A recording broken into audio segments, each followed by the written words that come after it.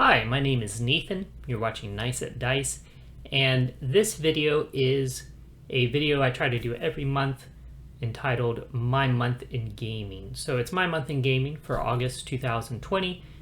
Relatively short video where I just kind of review some of the highlights of my month in tabletop gaming, talk about some of the games that I played, some of the videos that I put up, and just other things related to my tabletop gaming hobby. So let's get right into it. First of all, looking at games that I played in August, I played a number of games that were new to me.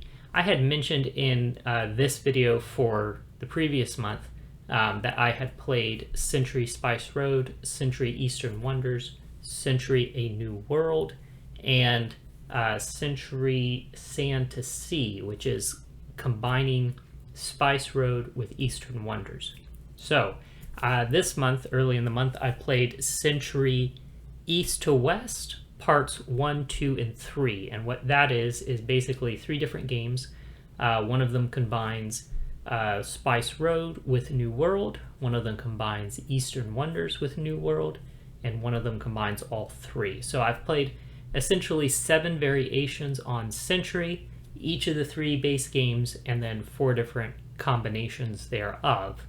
And yeah, so that was an interesting experience going through all of that. I had played all 3 of the base games before, but it was my first time playing through and experiencing kind of the whole breadth of that saga with all the different combinations and how they compare to one another. So later this month, I'm going to be doing a sort of a review of the entire series and the different combinations of those games, and just give you an idea of what the different combinations are like and if there are any that really outshine the others.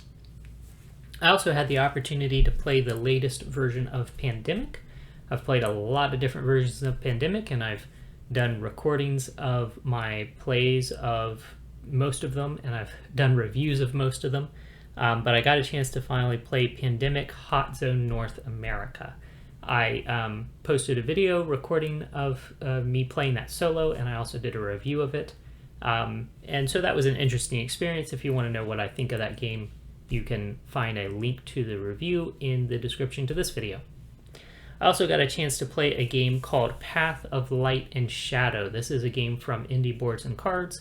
It's sort of a deck building / area control game. It has an interesting kind of fantasy theme, but not your typical fantasy. And it was very interesting. I've only played it once, so I don't have any strong impressions of the game yet, but I certainly was intrigued after playing it. I felt like I wanted to play it again, so that's always a positive thing. I was able to get rid of a few games. I have this ongoing thing where I'm trying to slim down my collection. I'm going for quality over quantity, and so this past month I got rid of 4 games. One of them was Legacy of Dragonholt. I did a very lengthy review of that game explaining why I don't really care for it, so if you've seen that, probably no surprise to you that I unloaded that game. I got rid of a game called Indigo, which is actually a very good game. It's kind of an abstract game about building paths across a board by laying tiles, using those paths to manipulate pieces on the board, trying to get them off the edges of the board. The reason I got rid of it is explained in a video I did where I compared Indigo with another game called Tsuro of the Seas. So if you're curious about either of those games and why I decided to keep Tsuro and not Indigo, you can check out that video, which will also be linked in the description.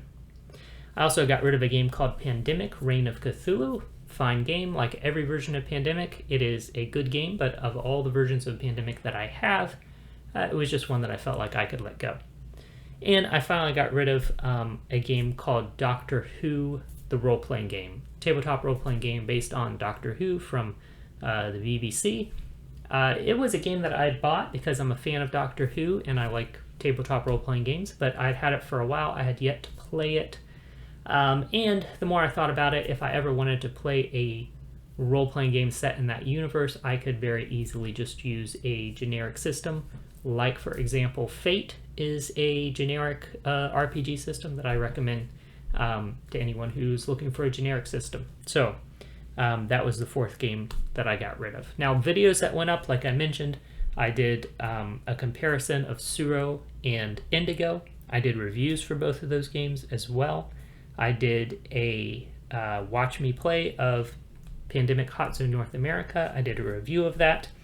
I also reviewed a game called Chronicles of Crime, which is a very interesting game about solving crimes. It uses an app as a core component of the game, along with basically a deck of cards and a board that just kind of helps you organize everything. And it's scenario based, so you're going through different scenarios and trying to find the solution to these mysteries in each scenario.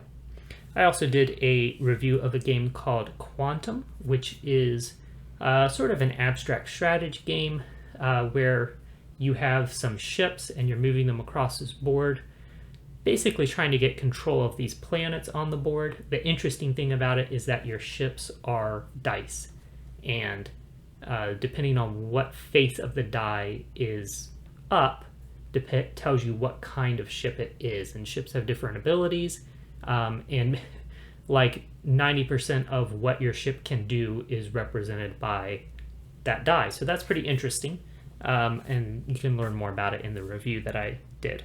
I also did one other video. I did a What's New video talking about Starfinder pawns. So these are basically like little cardboard, two-dimensional character standees for Starfinder, which is a role-playing game. They're sort of an alternative to like plastic 3D miniatures, which is often used in tabletop games to represent where characters are in a tactical combat situation. So I bought these because I don't play Starfinder, but I play other sci-fi RPGs, and they seemed generic enough that I could use them in a variety of situations. If you want to know what I thought of them and if they will work for that purpose, or if they might work for your purposes if you play Starfinder, you can take a look at that video and see what they are like. In any case, that's what I've been up to. Those are kind of the highlights of my tabletop gaming hobby for August 2020. Thank you so much for watching. Again, my name is Nathan. This is Nice at Dice, and you enjoy the rest of your day.